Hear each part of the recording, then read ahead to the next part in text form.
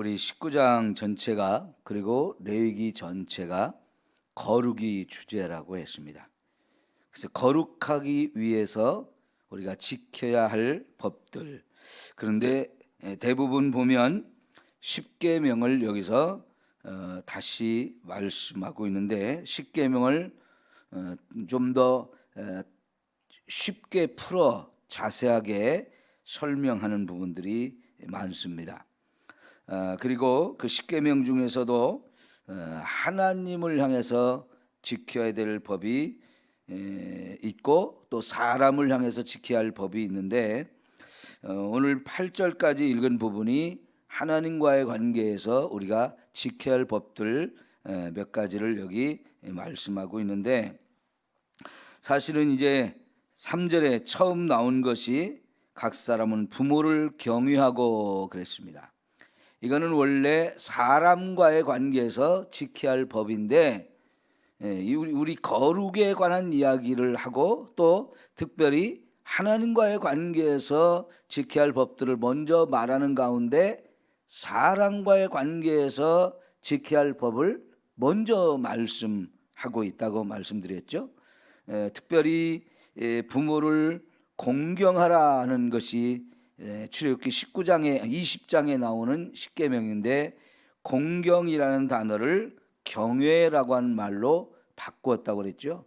이 경외라고 하는 말은 하나님을 향해서 사용되어지던 단어인데 부모를 공경하라는 말에 오히려 경외하라는 말로 바꿨음으로 인해서 부모 공경이 얼마나 중요한지, 마치 하나님을 경외하듯 내 부모를 경외하라고 말씀을 함으로 인해서 부모에게 주신 하나님의 권위, 이게 정말 크다는 것을 우리에게 확인해 주는 겁니다. 자, 여러분, 예를 들면 이스라엘 백성들에게 하나님이 왕을 세워주죠. 첫 번째 세워진 왕이 사울이고 두 번째 세워진 왕이 다윗인데 이 사울 왕과 다윗 왕의 차이는 뭐냐면, 사울이 왕이 되었을 때 처음에는 굉장히 겸손한 사람이었기 때문에 왕으로 세워졌어요. 그런데 그가 왕이 되고 나서부터 교만해지기 시작했는데 진짜 세상 나라의 왕들과 다르지 않았어요.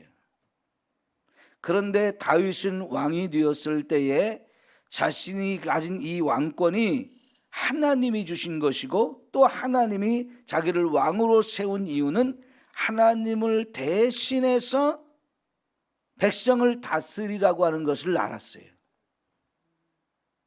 그래서 결코 자기가 교만해지고 이 왕권을 가졌다는 것 때문에 백성들을 막 착취하고 억압하고 이런 것이 아니라 그 하나님의 사랑, 하나님의 공의, 하나님의 거룩하심, 이런 것들을 그대로 나타내야 되는 사람으로 알았던 겁니다.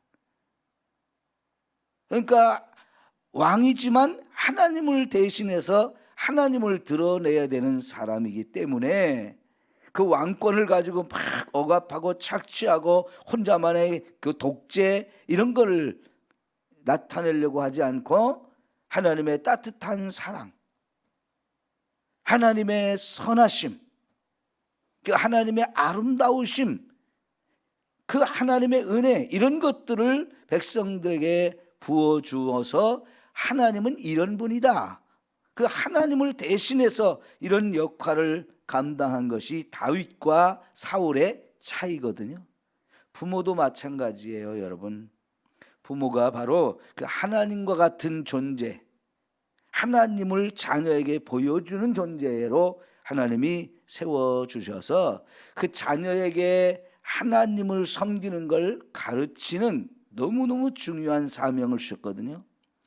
여러분, 구약 성경에서 가장 중요하게 이스라엘 백성들이 여기는 말씀 중에 하나가 신명기 6장 4절부터 11절까지 말씀이거든요.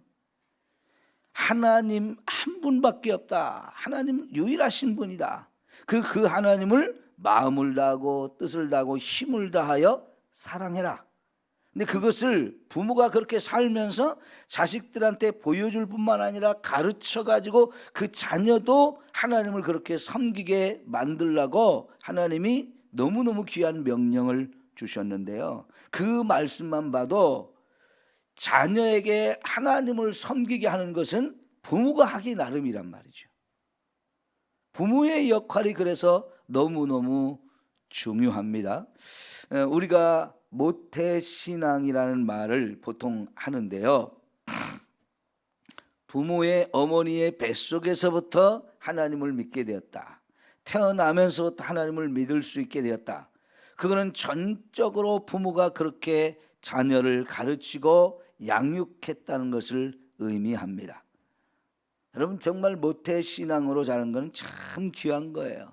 부모로부터 이 신앙의 유산을 물려받아서 하나님을 잘 섬기게 이렇게 되어지는 건데요, 이스라엘 백성들이 이스라엘 백성 되게 한 것은 바로 그 신명기 6장의 말씀 그대로 이스라엘 백성들이 너무너무 중요하다고 생각하면서 다 외우고, 그래서 철저하게 그 말씀대로 자녀들을 가르치고 양육했기 때문에 그렇게 된 거죠. 그게 이제 부모의 역할이란 말이죠. 그런 부모를 정말 하나님을 섬기듯 섬기라고 하는 겁니다. 여러분, 우리가 섬기는 하나님이 거룩한 하나님이 아니었으면 어땠을까요? 네? 세상에는요, 잘못된 신도 많습니다. 잘못된 신이 많아요.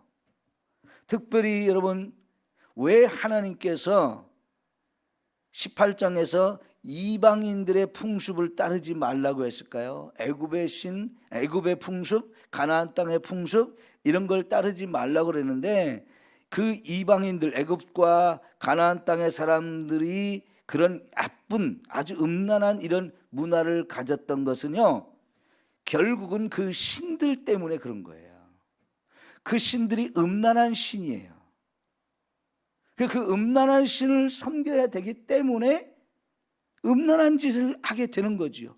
그들이 가진 종교가 자체가 음란해 가지고 그들에게 제사를, 자기들이 섬기는 신에게 제사를 드린다는 것이 결국은 그 신 앞에서 남녀가 음란한 일을 해야만 신을 섬기는 거였단 말이죠. 그런 신을 섬기면 결국 우리도 그렇게 살아야 되는 거예요. 자, 예를 들면 여러분, 제가 유튜브를 이렇게 보다가 자꾸 뜨는 영상이 있어요. 보니까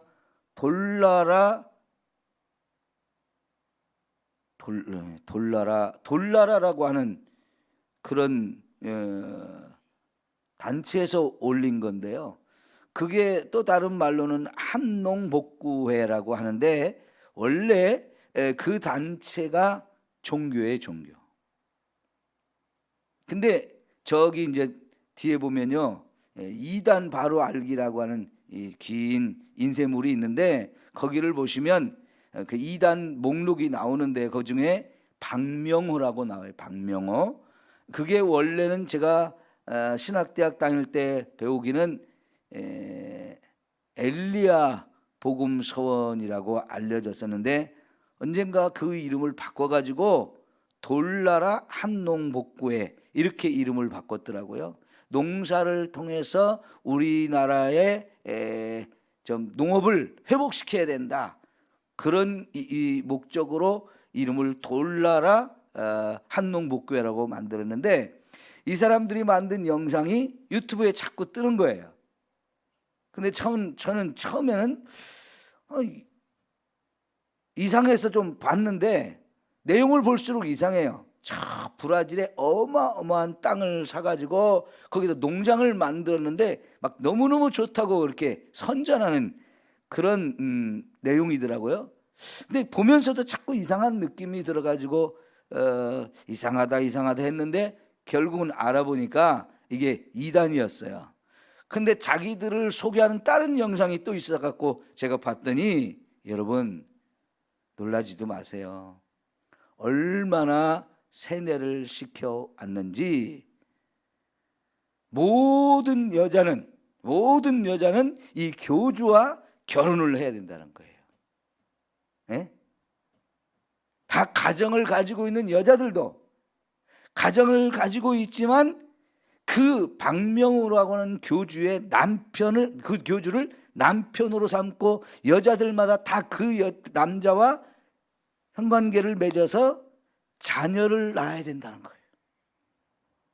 그런데 유치원 다니는 아이들한테도 그런 내용으로 가사를 만들어서 노래를 만들어 부르게 만드니까요, 이 어린 아이들부터 다 나는 커서 우리 하나님을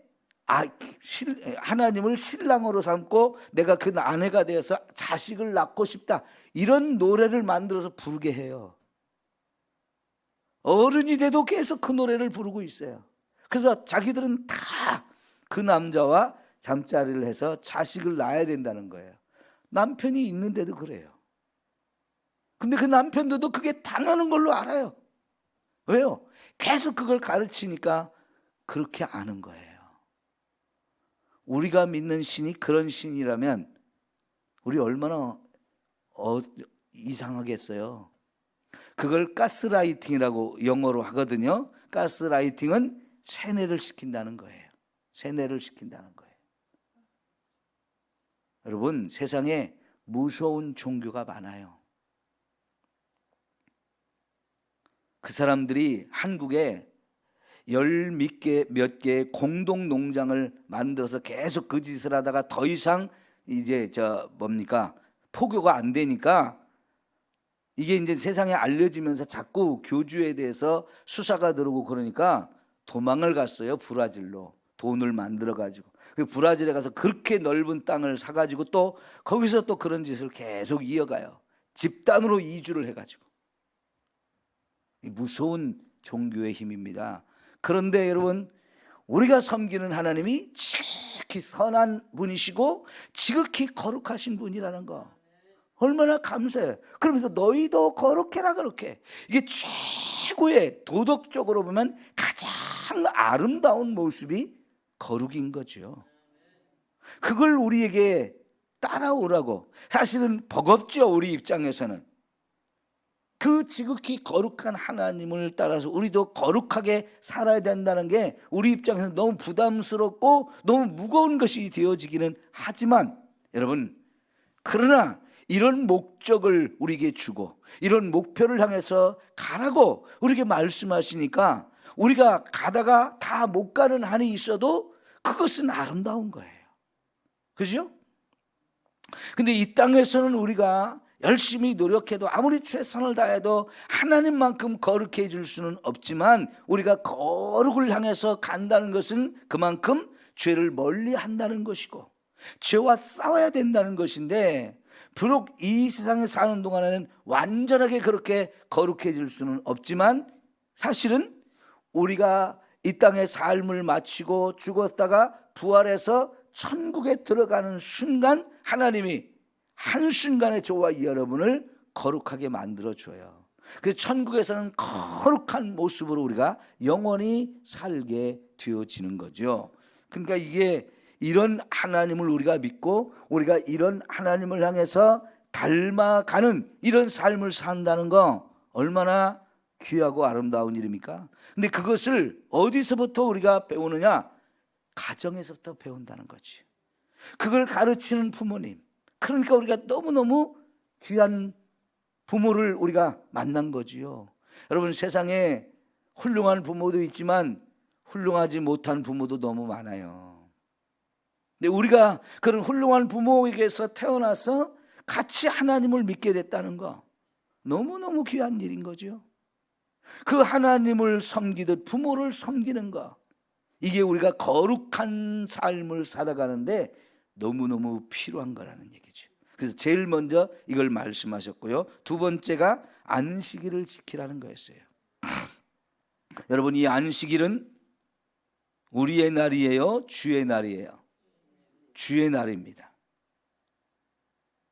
저 베트남에서 사역하는 선교사 한 분이 굉장히 이제 훌륭한 분이고 우리나라에 많이 알려진 유명한 분이 되셨는데, 그분이 베트남과 우리가 수교가 돼가지고 처음으로 베트남에 들어간 선교사님인데, 여러분이 유튜브에서요 장요나라고 하는 이름을 쳐가지고 한번 들어보시면 좋겠어요. 굉장히 훌륭하신 분인데요.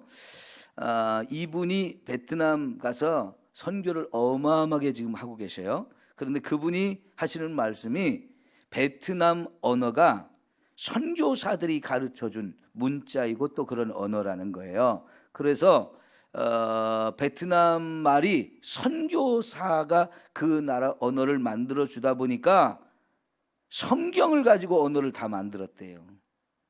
그래서 베트남에 일주일의 이름, 우리는 일요일, 월요일, 화요일, 수요일, 목요일 이렇게 되잖아요. 그게 뭡니까? 월화 수목금토 이렇게 한자에서 온 거건데, 일은 뭘 말해요? 일요일은 태양의 날이라는 거예요. 원래 이제 로마에서 하나님 국교가 되기 전에 이런 요일을 만들었는데, 그게 이제 영어권 전체가 서양이 다 그 로마에서 사용하던 걸 다 그대로 사용하면서 이게 일요일이 썬데이예요. 태양의 날이에요. 월요일은 달이고요. 영어로도 먼데이, 그건 달의 날, 달이라는 거예요. 그런데 베트남은 그거를 그렇게 사용하지 않고 이 선교사가 첫째 날은 주의 날이라고 아예 딱 그렇게 언어를 가르친 거예요. 그리고 둘째 날은 월요일은 둘째 날, 화요일은 셋째 날, 이렇게 주의 날로부터 첫째 날, 주의 날로부터 둘째 날, 셋째 날, 이런 식으로 언어를 만들어줬다는 거예요. 참 재미있는 그런 언어인데, 여러분, 공산주의 국가가 그 뒤에 공산주의 국가가 됐는데도 불구하고 계속해서 주의 날로 사용하는 거예요. 그렇게 사용해 왔으니까. 여러분, 저와 여러분의 인식 속에 주의 날은 내 날이 아니고 주의 날로 완전히 굳혀져야 돼요. 언어를 계속 사용한다는 것은 우리의 생각을 그렇게 만드는 거거든요. 그래서 일요일이 아니고 주일이라고 우리가 자꾸 사용하면 그건 내 날이 아니고 주의 날인 거예요. 주의 날은 주의 날로 우리가 지키는 건데, 내가 1년 365일을 살아가면서 주의 날은 반드시 주께 드리는 날, 주님을 위해 사는 날, 이렇게 우리가 이걸 지키며 산다는 것이 너무너무 귀한 거지요. 여러분, 우리가 11조라고 하는 것을 배웠는데, 물질의 11조만 드리는 게 아니고 시간의 11조를 하나님께 드린 게 너무너무 중요한 거예요. 그것이 바로 주의 날이라고 보시면 돼요. 그래서 이 주의 날에 하나님 앞에 온전히 드려서 나를 위해 사는 게 아니고 주님을 위해 사는 날이 되어지면 하나님이 이게 가장 기뻐하시는 일이고, 그런데 그렇게 되어질 때에 저와 여러분의 삶이 하나님을 제대로 섬기는 삶이 되어져요. 그러니까 여러분, 20년 전만 해도 혹은 10년 전만 해도 많은 교회들이 교회 표어나 실천사항을 이렇게 말하면서 온전한 주일 성수를 가장 많이 강조했어요. 왜 그럴까요? 생각해 보면 온전한 주일 성수를 하는 사람이 신앙생활을 제일 잘하는 사람이에요. 그죠? 근데 우리 어떻습니까? 이 온전한 주일 성수를 못하는 사람, 신앙생활을 제대로 하기가 어려워요. 우리가 주일날 한 번만 빠져도 그 다음에 교회 오기가 참 어색하고 멋쩍어요. 그만큼 우리의 마음이 식어져 있어요. 근데 자꾸 우리의 시간 중에서 시간의 11조를 하나님께 드리면서 주일을 성수하는 일에 최선을 다하면 그만큼 우리의 믿음이 제대로 세워지고, 그래서 이렇게 주일을 온전히 지키는 사람이 하나님 앞에서 거룩한 삶을 살아가게 되어지는 거잖아요. 그래서 이렇게 우리가 거룩한 삶을 살아가고 하나님을 섬기는 데 있어서 가장 중요한 원리 중에 하나가 주일 성수예요. 그러면 여러분, 십계명의 첫 번째부터 네 번째 계명이 있고, 이 안식일을 지키라고 하는 것은 네 번째거든요. 그러니까 하나님을 향해서 우리가 지켜야 할 법 중에 마지막인데, 사실은 이 마지막 안식일을 지키는 걸 제대로 할 때 첫 번째, 두 번째, 세 번째도 지켜져요. 그러니까 우리가 하나님을 섬기는 데 있어서 가장 기본적이고 가장 중요한 것이 온전한 주일 성수다라고 우리가 볼 수 있는 겁니다. 그래서 이 안식일을 지키라, 부모를 공경하라, 경외하라, 이게 우리가 하나님 앞에서 믿음을 지키고 또 그 믿음 중에서도 거룩하게 살아가는 데 있어서 가장 중요한 것이라서 우선적으로 그걸 말씀하고 있다고 볼 수 있어요. 자, 그 다음에 4절 보면 너희는 헛된 것들에게도 향하지 말며 너희를 위하여 신들을 부어 만들지 말라. 나는 너희 하나님 여호와니라. 여기서 첫 번째, 두 번째 계명이 여기 4절에 다 들어있어요. 그죠? 십계명의 첫 번째, 두 번째 계명이 여기 4절에 다 들어있는데, 이 첫 번째, 두 번째 계명을 세 번째로 말하고 있다고 여기서요. 그러니까 지금 3절에 말하고 있는 부모를 공경하라, 또 안식일을 지키라, 요것을 제대로 지킬 줄 알아야 첫 번째, 두 번째 계명도 제대로 지킬 수 있다라고 볼 수 있어요. 자, 지금 여기 우리가 헛된 것들을 향하지 말라는 것은 우상 숭배하지 말라는 것이고요, 그 다음에 신상들을 부어 만들지 말라고 말씀을 하시죠. 여러분, 이게 18장에서 이방의 풍습을 따르지 말라는 것의 핵심이 우상 숭배와 음란함이라고 했는데, 이렇게 하나님 외에는 우리가 절대로 다른 신이 있어서는 안 돼요. 그런데 여러분, 요즘 같은 시대에 참 가장 안타까운 것 중에 하나가 뭐냐면 종교다원주의를 지금 자꾸 따라가는 사람들이 있어요. 종교다원주의는 뭐냐면, 지금 우리나라만 해도 다양한 종교가 있죠. 그런데요, 우리나라 같이 다양한 종교가 함께 있는 나라가 흔치 않아요. 그리고 다양한 종교가 있는데도 불구하고 종교 간에 심각한 전쟁을 하지 않고 그나마 좀 평화롭게 함께 지내는 나라 흔치 않아요. 여러분, 이슬람 국가 아니면 불교 국가 아니면 기독교 국가, 이렇게 나눠져 있기가 대부분이거든요. 그리고 그 기독교와 이슬람 사이에 전쟁도 많았고요, 다른 종교를 허락하지 않는 그런 분위기의 나라들이 많습니다. 그런데 우리는 오랜 역사를 가지고 있는 동안에 불교가 들어왔다가 불교를 멀리하고 유교를 채택하고 나라가, 또 그 유교가 퇴색하면서 기독교가 이렇게 가장 큰 종교로 발전하는 이런 과정을 겪다 보니까 이런 여러 가지 종교가 함께 섞여 있으면서도 그 종교들 간에 전쟁을 하지 않는 이런 상황의 나라가 아주 우리나라 특별해요.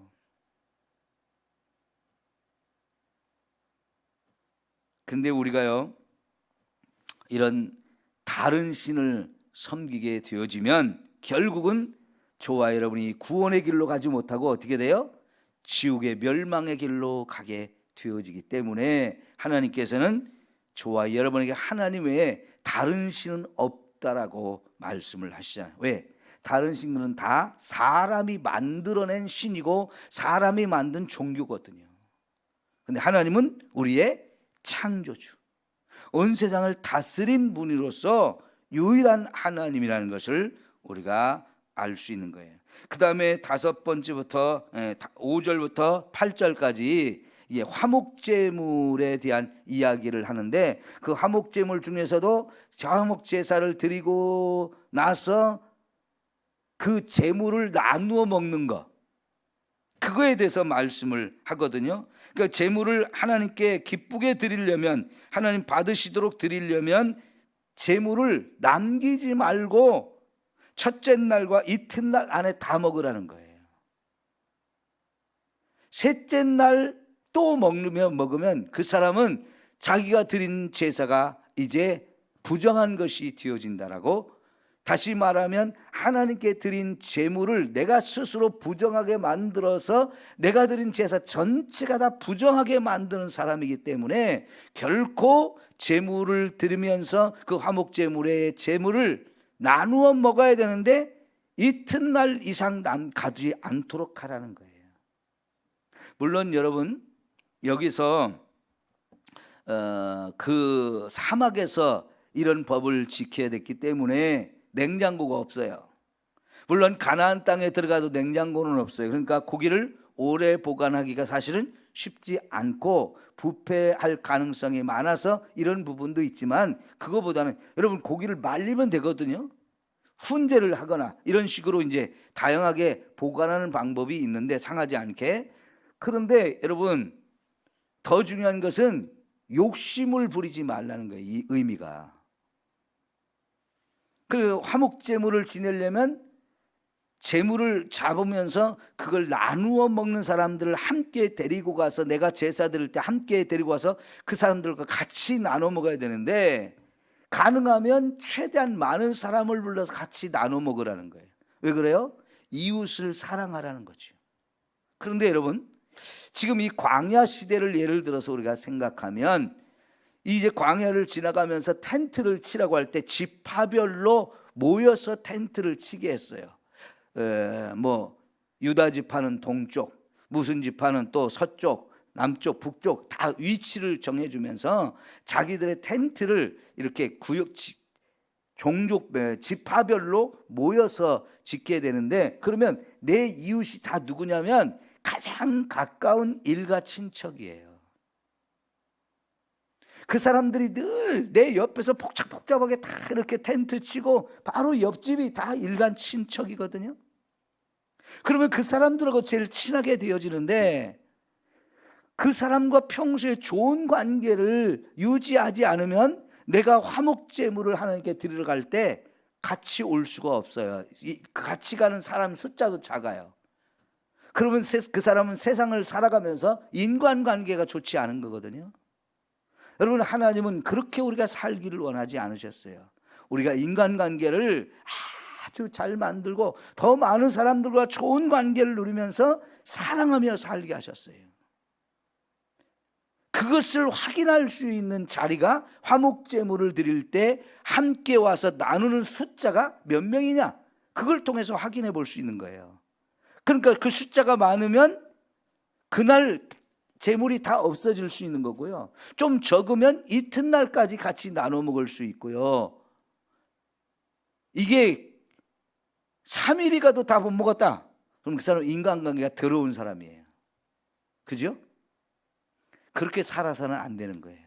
그리고 또 하나 욕심이 뭐냐면, 내가 하나님께 제물을 드려서 내가 가장 많이 먹어야 된다는 욕심이에요. 이거 내가 드리는 제물인데 다 나누어 먹고 하루나 이틀에 다 먹어버리면 이 아까운 고기 나는 3일이고 4일이고 계속 남겨서 혼자 먹고 싶은 마음이 있는 거예요. 절대로 그러지 말라는 거예요. 그냥 하루 이틀에 다 없애버리고 다 먹어버리고 숨겨놓고 남겨놓지 말라는 거예요. 그런 사람은 진짜 욕심을 부린 사람이고, 그러면 그거는 하나님께 드린 제물을 부정하게 만들어서 제사 드리나 마나 엉터리가 되었다는 거죠. 이런 제사 드리지 말라는 거죠. 여러분, 이것은 하나님의 백성들이 정말로 이웃을 사랑하면서 좋은 인간관계를 맺으면서 살라는 거예요. 그러기 위해서는 나누고 베푸는 거, 그게 너무나 중요한 건데, 여러분, 이 이웃이라는 게 얼마나 중요하냐, 나중에 보면 여러분 기업 물을 자라는 제도가 있잖아요. 그거는 내가 어쩌다 가난해져 가지고 실패해 가지고 모든 재산을 다 팔아먹게 되면 그 재산을 다시 사가지고 나한테 돌려줄 책임을 내 이웃들, 내 친척들에게, 가까운 친척들에게 그 부담을 지게 했어요. 그러니까 이웃이라는 게 그냥 이웃이 아니에요. 내가 세상을 살아가면서 실패하고 모든 걸 다 팔아서 망할 수밖에 없게 되었을 때 나를 다시 재기할 수 있는 기회를 만들어주는 사람들이 바로 내 가장 가까운 친척들이거든요. 그러니까 그런 사람들과 평소에 좋은 관계를 유지해야 그것도 해줄 수 있는 거잖아요. 룻기에 보면 가장 가까운 이 친척이 난 안 하겠다고 거부했어요. 그런 관계가 되면 여러분 이거 인간관계가 망하는 거지요. 세상적으로도 성공하는 사람의 가장 첫 번째 원인이 뭐냐면 인간관계를 잘 맺는다는 거더라고요. 여러분, 그 하나님은 우리가요 이렇게 정말 이웃을 사랑해서 내 주변에 있는 사람들과 정말 아름다운 인간관계를 맺고 살라고 가르쳐요. 그게 율법이라는 얘기죠. 그런 사람이 거룩하게 살 수 있다는 거죠. 오늘 우리가 하나님 앞에 거룩한 삶을 향해서 나가는 저와 여러분 되기를 축원합니다. 기도합니다.